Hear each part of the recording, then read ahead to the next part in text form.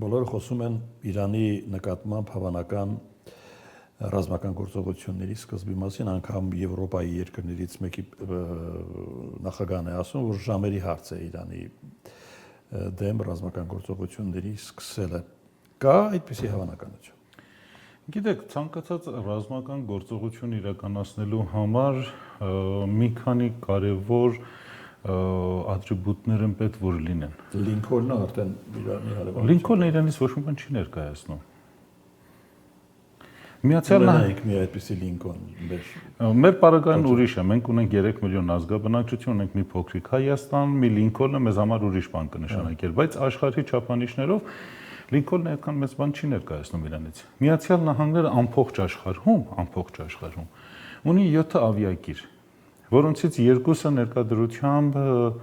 Միացյալ Նահանգներում վերանորոգման են եւ վերակառուցման են կանգնած, եւ եթե որևիցե մի բան չփոխվի, իրենք նոր 2027 թվականին նորից հետ կվերադառնան շահը գործմանը։ Մի ավիակիրը մշտական Միացյալ Նահանգների ափերում ինքը հերթապահության է։ Մի ավիակիրը ներկայդրությամբ Վենեսուելայում է, մի ավիակիրը գտնվում է Եվրոպայում, մյուս ավիակիրը գտնվում է Թայվանի մոտ եւ ընդամենը մնում է Աբրահամ Լինքոլնը։ Հիմա Իրանի վրա հարձակման համար Միացյալ Նահանգները ունի 3 տարբերակ։ Լայնամասշտաբ պատերազմ ցամաքային հարձակումով, որտեղից կքննարկենք։ Ունի կարճաժամկետ հարձակման հնարավորություն եւ ունի քայքայիչ պատերազմի հնարավորություն, որը զուգորդվելու է եւ հիբրիդային, եւ ճանաչողական, եւ մնացած պատերազմների բոլոր մեթոդաբանությամբ։ Ցամաքային պարագան իսպառ բացառվում է, քանի որ նկատի ունենալով Իրանի նման հսկա պետությունը, Միացյալ Նահանգները տարածաշրջան պետք է բերի նվազագույնը 1 միլիոն զինվոր։ Իրանը պաշտոնապես ունի մշտական բանակ 1 միլիոնանոց։ Իրանը ունի նաեւ Իսրայել։ Իսրայելը Վաշինգտոնը իր ձեռքից է։ Գիտեք, Իսրայելը ավելի շատ ուռճացված խաղացող է, քան թե իրական խաղացող։ Եթե Իսրայելը կարողանար ինչ-որ մի բան աներ, արդեն անցյալ տարվա 12-օրյա պատերազմում կիրականացներ եւ վերջի վայրկյանին չէր խնդրի Վաշինգտոնին, որպեսի միջամտի եւ դադարեցնի պատերազմը։ Քանի որ այդ 12-օրյա պատերազմի ընթացքում ճիշտ է զոհվեցին իրանցի բարձրաստիճան զինվորական ղեկավարությունը, բայց նույն ժամանակ ոչնչացվեց Իսրայելի հիմնական գիտահետազոտական նավթավերամշակման, ջրի մշակման եւ այլ ռազմավարական նշանակության ունեցող կենտրոնները։ Եվ իրենք բավականին լուրջ հարված ստացան, որի մասին ընդհանրապես չի խոսվում եւ մամուլի էջերում չի գալիս։ Բայց երբ նայում ենք օրինակի համար Հայֆայի Իրանի միջուկային կենտրոնները, ես կասկածում եմ, որ լուրջ վնաս հասածրած լինեն Միացյալ Նահանգները եւ լուրջ կասկածում եմ, որ Միացյալ Նահանգները B2 տիպի ռմբակոծիչ օդանավեր օգտագործած լինի, քան որ իրենք ցանկացած պարագայում 1 F-18 թռնում ավիակիրի վրայից,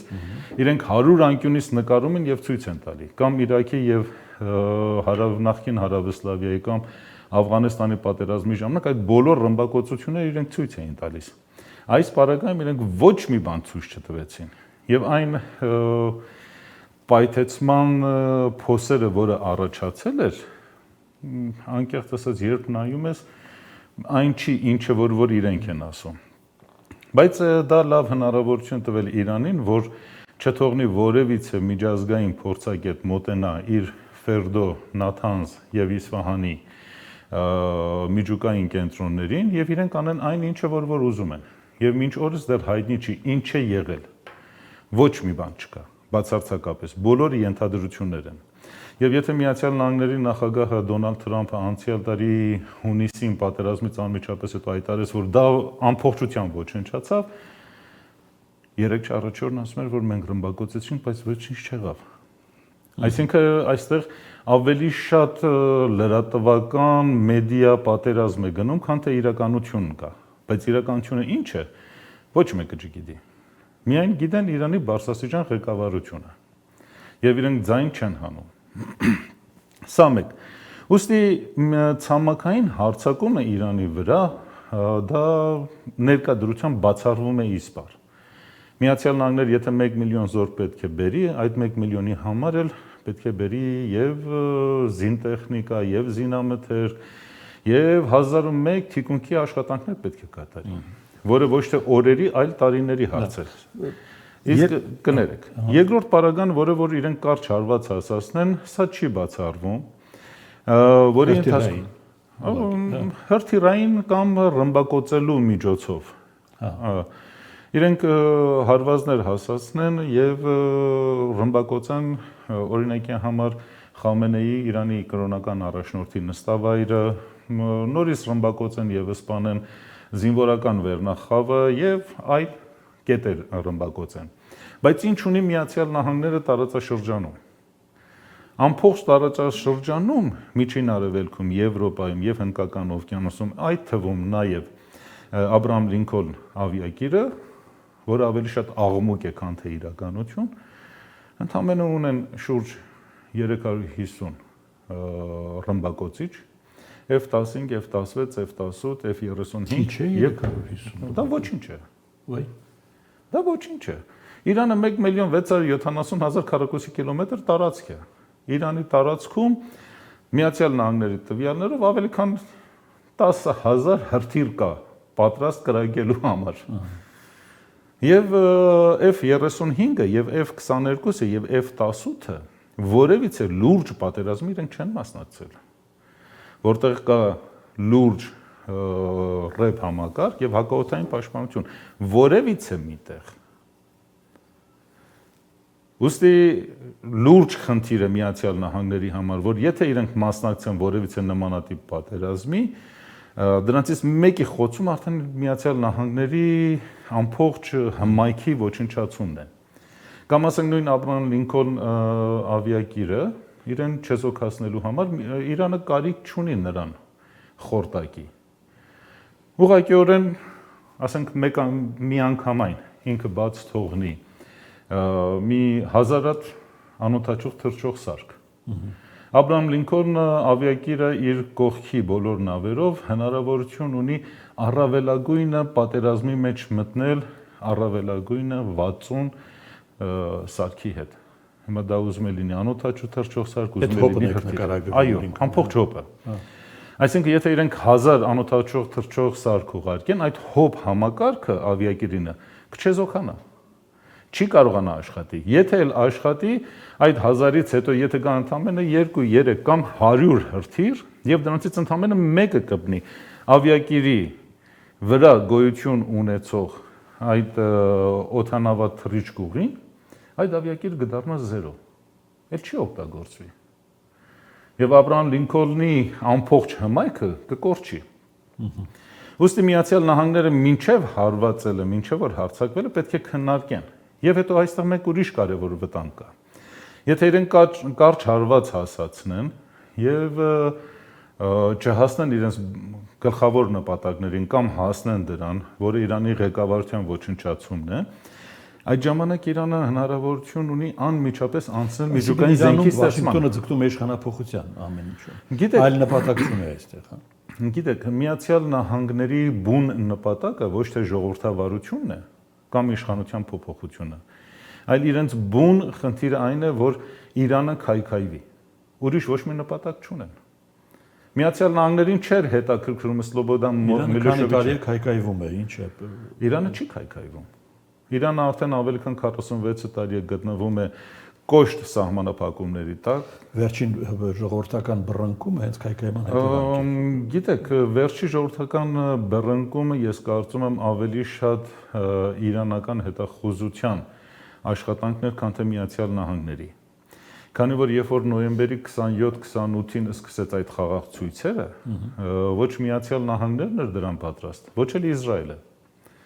Եվ մենք տեսնում ենք այդ զինվորական բախումները, երբ որ տեղի ունեցան հունվարի 7-ին, 8-ին, իրենք դրսից հսկայական ուժեր տեղափոխեցին Իրան։ Մի քանի օդանավեր Իստանբուլից այսպես ասած գրոհայիններ տեղափոխվեցին Իրան եւ այնտեղ զինվեցին եւ սկսեցին կռվել։ Իսկ նրանց հիմնական խնդիրը այն էր, որ հնարավորին չափ խաղաղ բնակչության շատ կոտորել, որպեսզի ժողովրդի մեջ առաջացնեն ցասում եւ այդ ցասման հետևանքով ժողովուրդը դուրս գա հրապարակ, բայց դա չստացվեց, քանի որ Իրանը երբ թույլ տավ դրանք բոլորը մտան ներս, մոտ 7000 վարձկան, ինքը անջատեց ինտերնետ համակարգը, անջատեց Starlink-ը, հայտնաբերեց բոլոր այն ղեկավարման եւ հրամանատարական կենտրոնները, որոնք որ Իսրայելը եւ Միացյալ Նահանգները,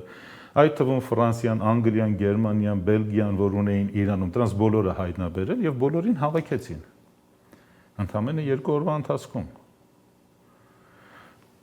Ինչքան մարդ է ձերբակալվել, ոչ մեկը չգիտի, բայց որոշ տվյալներով ասում են, որ մոտ 12-13 հազար հոգի ձերբակալվել են։ Եվ սա նշանակում է, որ այն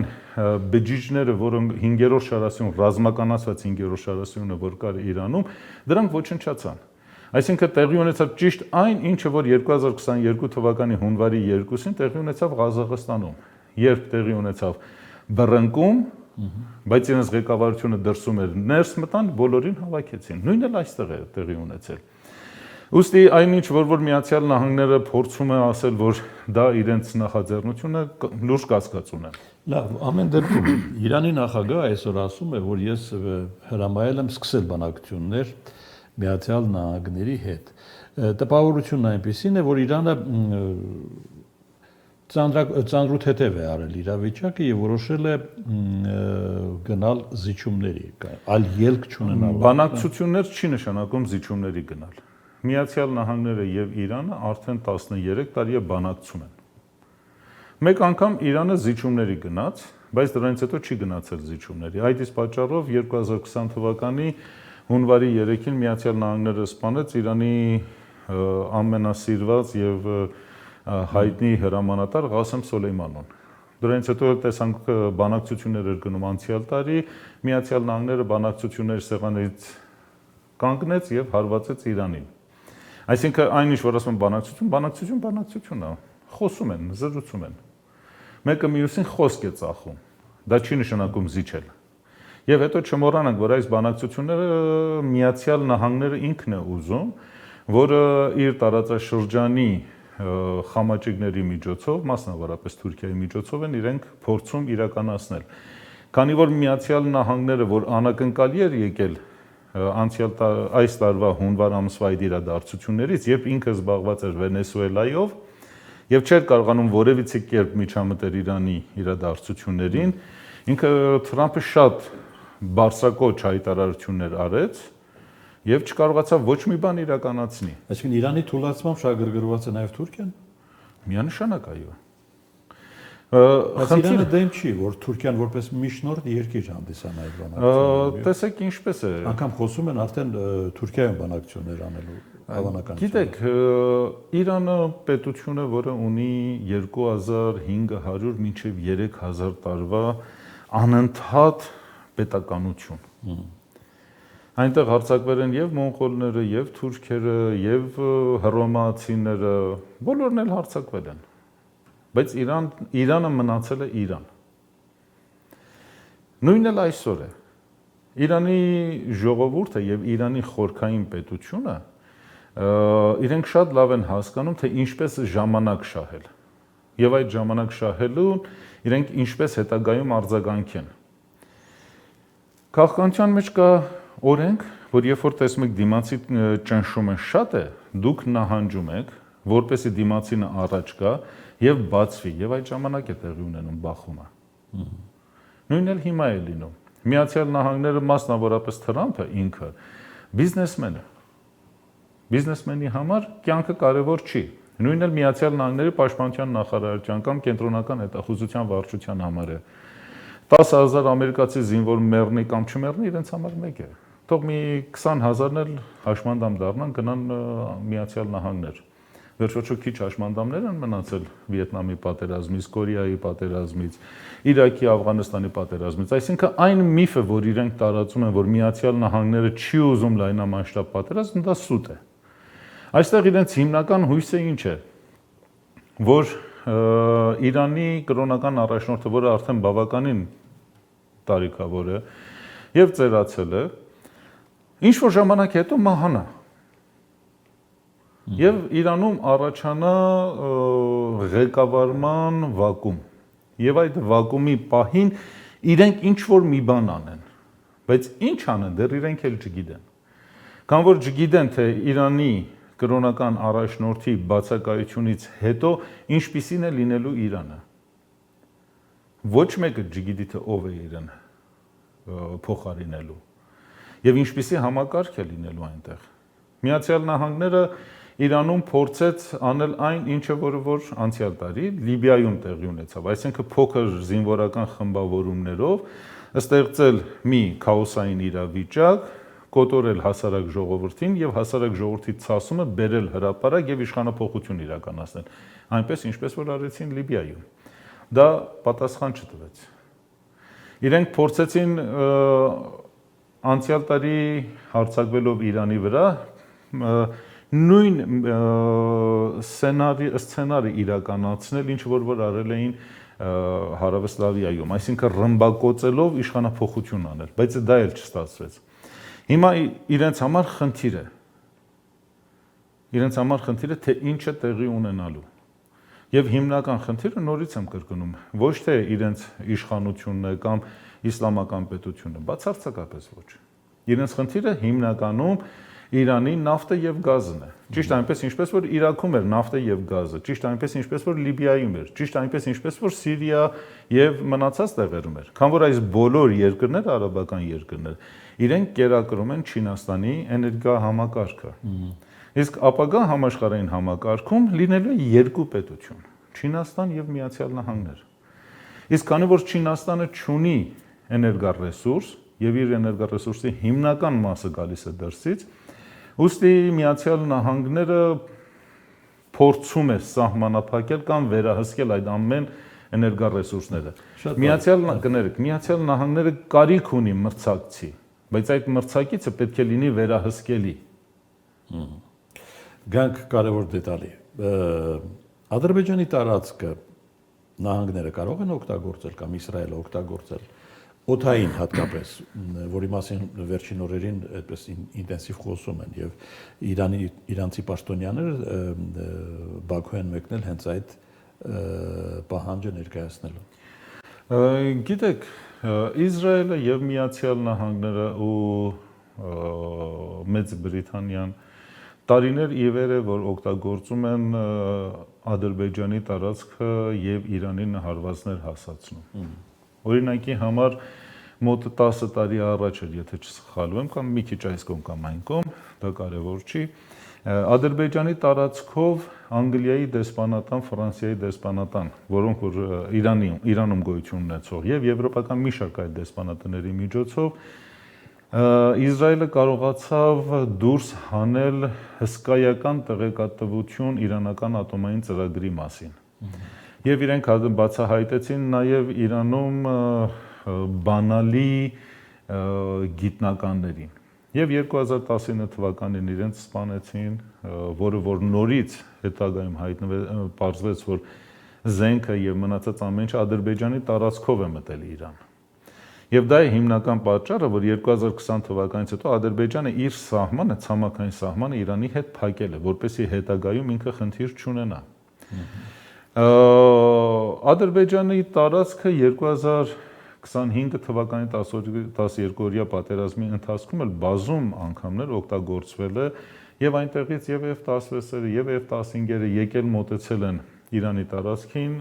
հրթիռները բաց են թողել եւ հետ են վերադարձել։ Ինչու է լռում Իրանը։ Գիտեք, Իրանը մի պետություն է, որը ունի 15 հարևան, ցամաքային եւ ծովային հարևաններ։ Այդ 15 հարևաններից երկուսն են, որը թշնամի չեն։ Մեկը Ռուսաստանն է, մյուսը Հայաստանը։ Մնացած բոլորը համարվում են թշնամի։ Հիմա, եթե Իրանը ուզենա պատասխան տա